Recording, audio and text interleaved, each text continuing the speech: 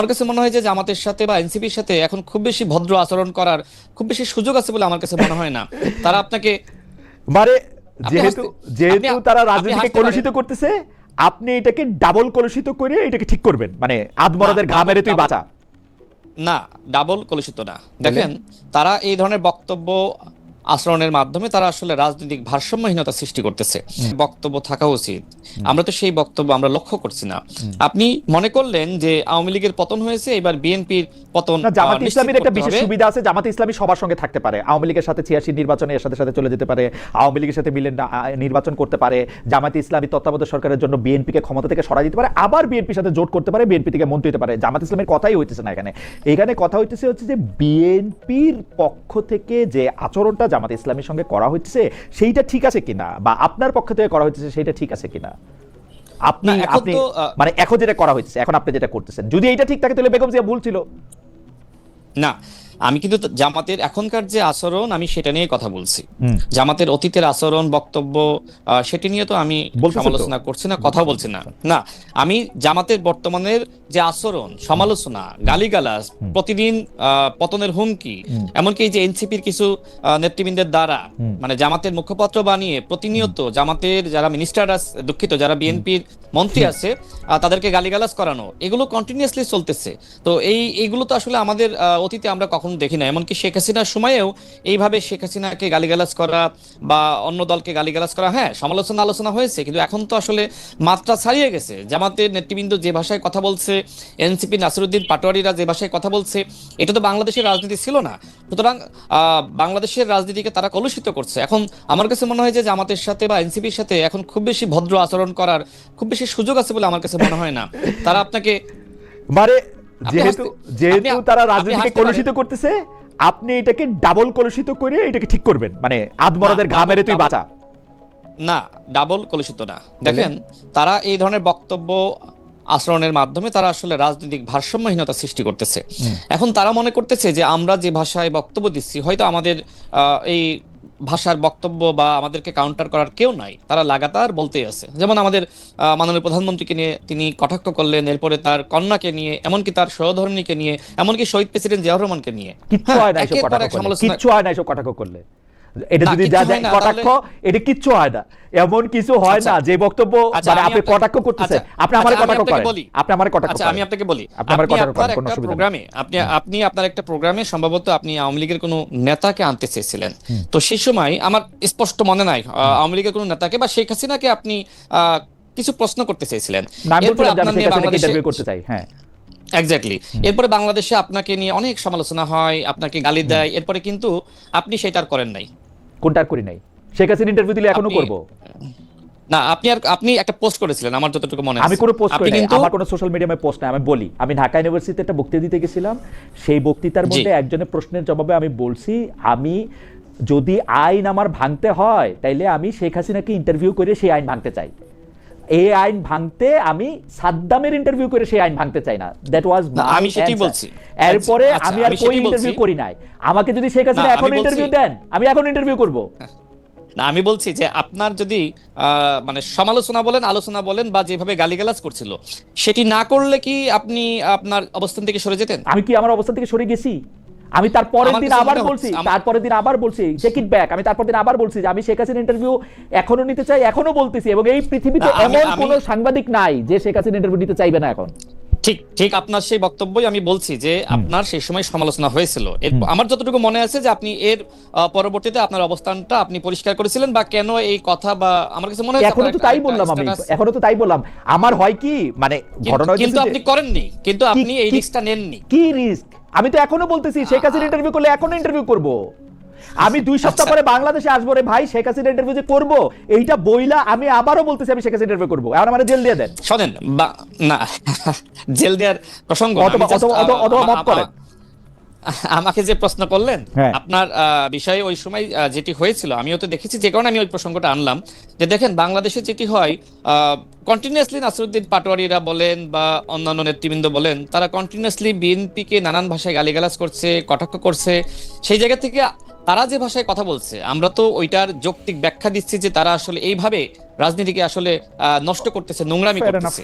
Fair enough, আপনার এটা position হতে পারে, কিন্তু আমরা মনে করি যে একটা জায়গার থেকে যেটাকে আপনি কলুষিত বলতেছেন, সেই কলুষিতর জবাব যদি আপনি কলুষ দিয়েই দেন, এটা দূর হবে কিনা সেইটা ভাইবা। না, এটা তো কাউন্টার দিয়ে, আমি তো এটা পাল্টা ব্যাখ্যা দিয়ে, যেমন আমি হ্যাঁ, যেমন দেখেন যে সময় আসলে বিএনপি সম্পর্কে জামাত ইসলাম নানান ধরনের মানে বক্তব্য দিচ্ছে, যেমন বিএনপি নাকি জুলাই জাতীয় সনদ নিয়ে গণভোট নিয়ে প্রতারণা করছে, এবং এই বক্তব্য দিতে গিয়ে তারা বিএনপিকে আবার গণভোটের হুমকি দিচ্ছে, নানা ধরনের কথাবার্তা বলছে, একদিনে পতন ঘটিয়ে দিবে, 7 দিনে পতন ঘটিয়ে দিবে, 16 দিনে পতন ঘটিয়ে দিবে, এই বক্তব্যগুলো আপনিও শুনেছেন।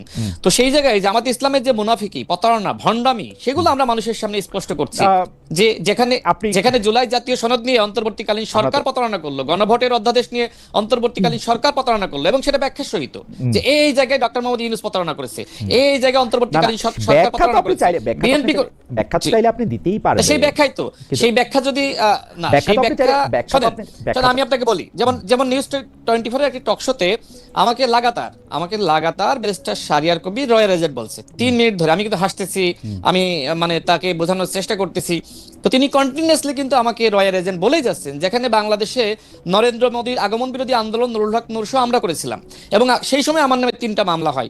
এরপরে যদি ওই ব্যক্তি আমাকে বারবার রয়্যাল এজেন্ট বলেন, হ্যাঁ আমরা ভারতের কাছ থেকে টাকা খেয়েছি, আওয়ামী লীগের কাছ থেকে টাকা খেয়েছি, আপনি এটা কিভাবে বন্ধ করলেন? তখন তো স্বাভাবিকভাবে আমি কত সময় নিজেকে কন্ট্রোল করব, তখন আমি তাকে কিন্তু কাউন্টার দিয়েছি, এবং আমাকে তখন আমার যে শারীরিক ভাষা ব্যবহার করে কাউন্টার দিয়েছেন সেটা খুব ডিসেন্ট হয়েছে না, শারীরিক ভাষা না, তিনি আমাকে আমি দেখতেছিলাম যে আপনি আঙ্গুল তুলে তুলে কথা বলতেছেন, আমি বলতেছি না, উনি তো থামতেছে না, উনি আমাকে রয়্যাল এজেন্ট বলতেছে, তখন আমি তাকে বলছি আমি এটা নিয়ে আমি বললাম, আপনি বলেন আমি যদি ওই সময় তাকে না থামাতাম, হ্যাঁ, বা মনে করেন যে আমি রাগান্বিত হয়েছি, তো আমি রাগান্বিত না হলে তো তিনি একের পর আমাকে এই ধরনের ভাষা তিনি ব্যবহার করে। আমি ঠিক জানি না, কারণ আপনি একজন রাজনীতিবিদ, আমি একজন সাংবাদিক, আমি আসলে আপনার ব্যাপারটা আমি বুঝতে পারবো না কখনো, যে মানে আমার আসলে কি, না এটা বুঝতে পারবেন না, যেমন এটা আমি বুঝতে পারবো না, যেমন ধরেন রাজনীতি করলেই বুঝতে পারবো, যেমন ধরেন আপনাকে আমি যখন বললাম যে আমাকে কটাক্ষ করেন, তখন আপনি আরেকটা প্রসঙ্গের কথা বললেন, যাই হোক সেইটার একরকম, কিন্তু আমাদের একজন দর্শক কি বলতেছে আপনি দেখেন, উনি আমাকে বলতেছেন যে খালেদ ভাই আপনাকে কটাক্ষ করা কিছু নাই, আপনি মিড লেভেলের একজন ইউটিউব সাংবাদিক ভাই, আপাতত আপনাকে মাঝে মধ্যে দেখলে মনে হয় এটা পডকাস্ট যেখানে ক্যাজুয়াল আলাপ হচ্ছে, রাজনৈতিক নেতাদের সিনিয়র ভাই বলে তেল দেন।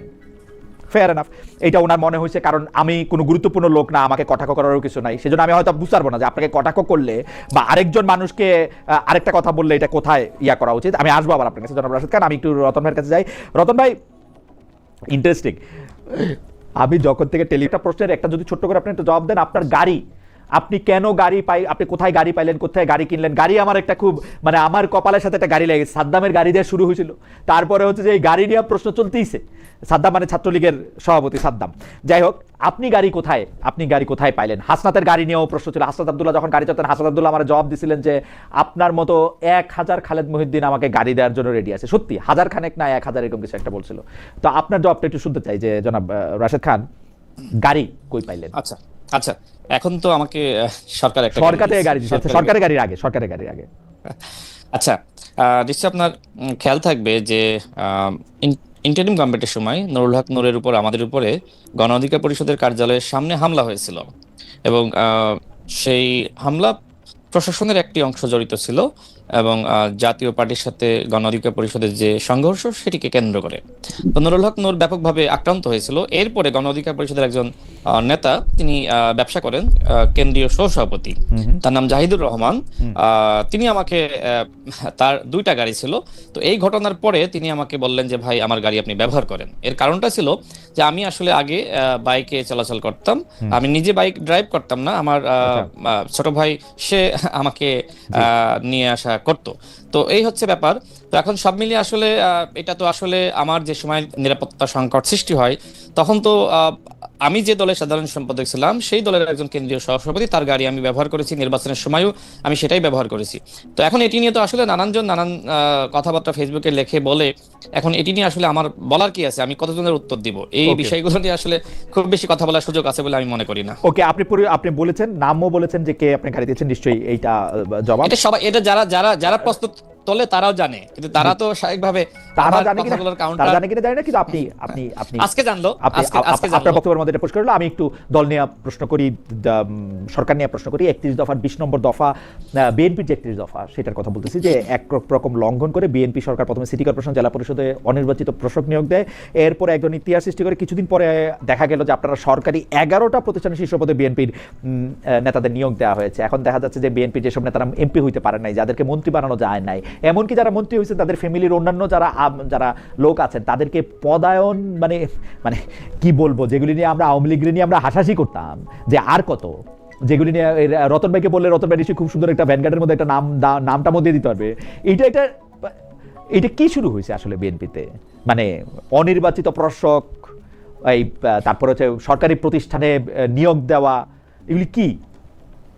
আচ্ছা দেখেন, বিগত 16 বছরে মানে আওয়ামী লীগের সময়ে যেটি হয়েছিল যে বিভিন্ন প্রতিষ্ঠানকে দলীয়করণ করা, বিশেষ করে আমি যে সময় ঢাকা বিশ্ববিদ্যালয়ের ছাত্র এবং আমি সূর্য সেন হলের আবাসিক ছাত্র ছিলাম, সে সময় দেখেছি যারা আসলে ছাত্রলীগের রাজনীতি করতো তাদেরকে এনএসআইতে এবং অন্যান্য গোয়েন্দা সংস্থা বলেন বা বিভিন্ন বিশেষ করে পুলিশের এসআই, এছাড়া যারা আসলে আওয়ামী পরিবারের ছিল বা ছাত্রলীগ করতো তারা আসলে পুলিশ ভেরিফিকেশন, সেটা বিসিএস ক্যাডার থেকে শুরু করে আপনার বিভিন্ন চাকরিতে তাদেরকে আসলে এক ধরনের সুযোগ দেওয়া হতো।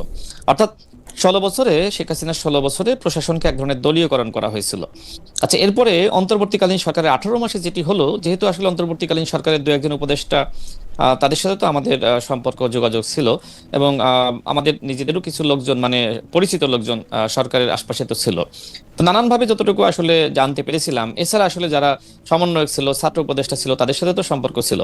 তো সব মিলিয়ে যতটুকু তথ্য আমার কাছে ছিল সেটি হলো, তারা মনে করছিল যদি আসলে বিভিন্ন জায়গায় রদবদল বা প্রমোশন, যারা আসলে অতীতে ছাত্র দল করেছে বা বিএনপি পরিবারের, এমনকি জামাতের বা আপনার শিবিরের রাজনীতি করেছে, শুরুতে তাদের চিন্তা ছিল আসলে নিজেদের মতন প্রশাসনকে গুছানো।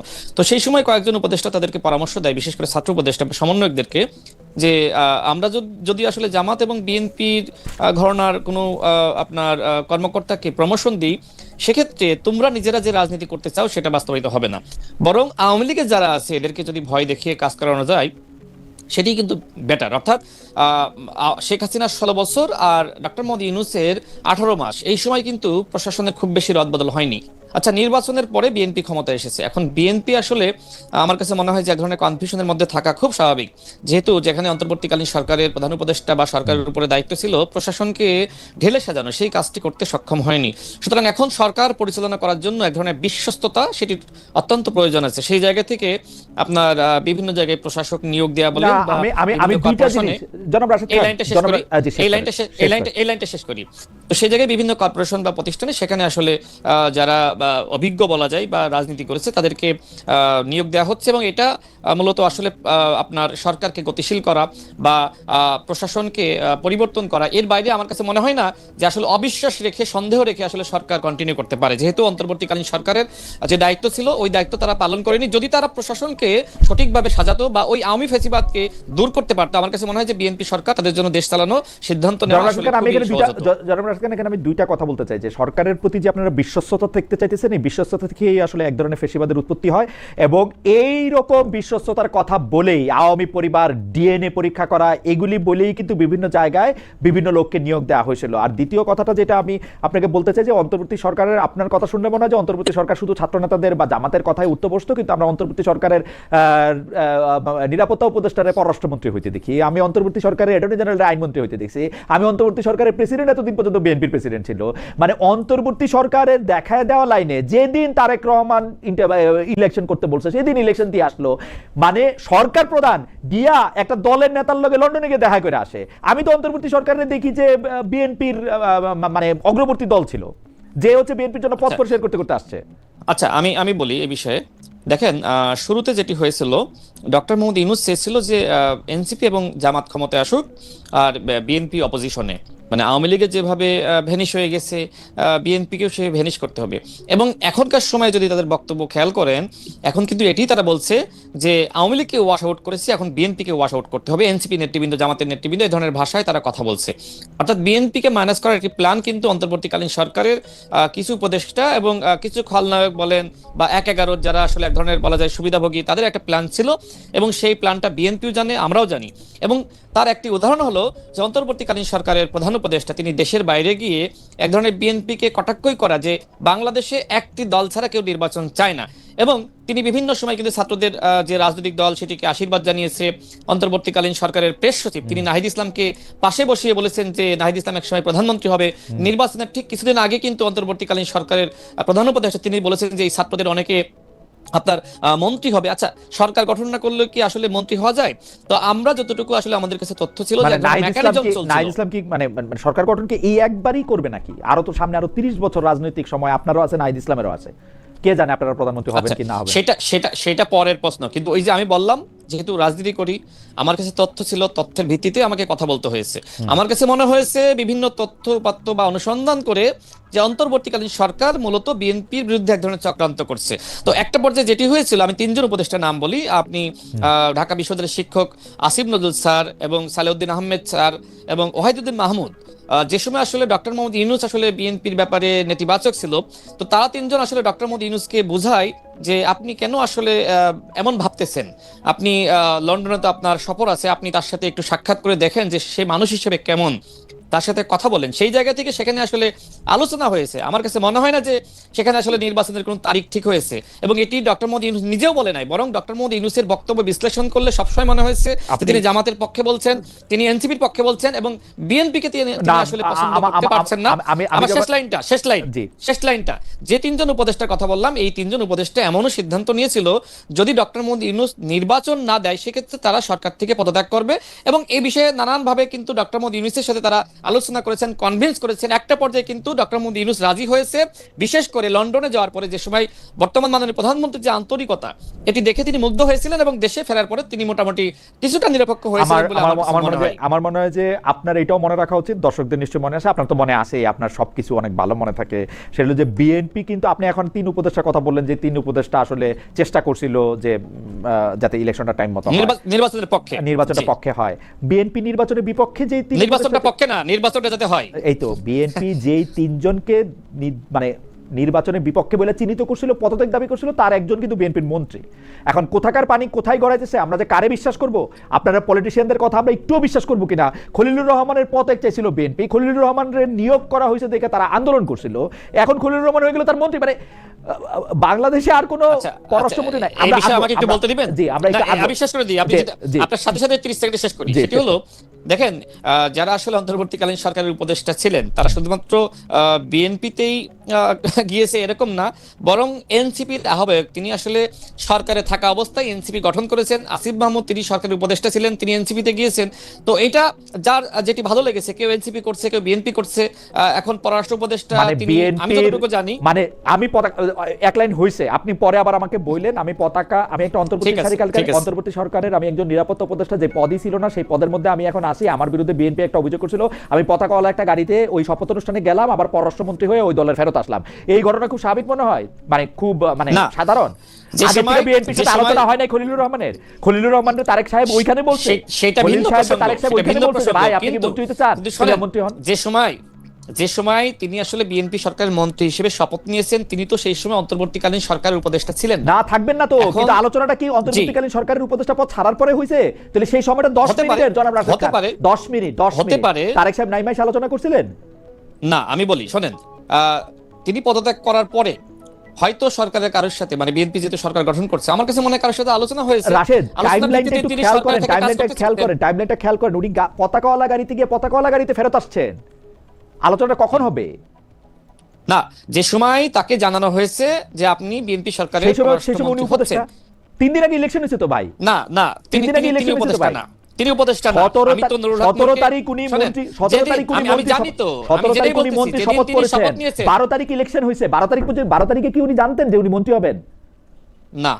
13 তারিখ জানতেন না। না, সেটা উনি যে সময় সরকারের মেয়াদটা শেষ হয়েছে, শোনেন, নুরুল হক নূর যেহেতু প্রতিমন্ত্রী হয়েছে এবং তিনি শপথ নিয়েছেন, ঠিক যেদিন তিনি শপথ নিয়েছেন সেদিন আমি সেই সময় তার সাথে ছিলাম, তাকে জানানো হয়েছে। ঠিক একইভাবে ডক্টর খলিলুর রহমান, আমি যতটুকু জানি যে তিনি যে সময় আসলে অন্তর্বর্তীকালীন সরকারের দায়িত্বে আর নাই, সেই সময় তিনি আসলে আমার কাছে আমি যতটুকু তথ্য আছে যে তিনি আসলে সরকারে আসলে কাজ করতে চেয়েছিলেন এবং তার যে অভিজ্ঞতা এবং অন্তর্বর্তীকালীন সরকারে তার যে অভিজ্ঞতা সব মিলিয়ে বিএনপি সেই সময় সিদ্ধান্ত নিয়েছে ঠিক আছে, যেহেতু তিনি আসলে এই বিষয়ে আমরা সেক্ষেত্রে তাকে কাজে লাগাতে পারি। না জনাব রাশিদ খান, আপনার বক্তব্য আপনি বলেছেন, আমি এখন একটু রতন আমার বক্তব্য তো আমি দিব, আপনার জি আপনার বক্তব্য আপনি বলেছেন, আমরা শুনেছি। জি রাশিদ জনাব রাজিকুজ্জামান রতন, আমি আজকে জনাব ফরাদ মাজারের একটা লেখা পড়ছিলাম, উনি ফেসবুকে লিখতেছেন যে আপনারা যে ৭২-এর সংবিধানের প্রতি পক্ষপাত দেখান, আপনারা যে মার্কিন চোখে সন্ত্রাসবাদ বিবেচনা করেন, আপনাদের সেকুলার বয়ান মানে যে ইসলামপন্থীদের বিরোধিতা, এইগুলি নিয়ে তিনি কিছু প্রশ্ন তুলেছেন। আপনি যদি একটু সংক্ষেপে বলতেন আমরা একটু শুনতাম। জনাব রাশেদ আপনাকে কি বের হয়ে যেতে হবে নাকি আপনার কাছে আর ৫-৭ মিনিট সময় আছে? যদি আর কিছু প্রশ্ন থাকে আপনি আমাকে একটু আগে সুযোগ দিয়ে আমরা শেষ করে দেব, আমরা রতন ভাই থেকে আপনার কাছে এসেই শেষ করে দেব।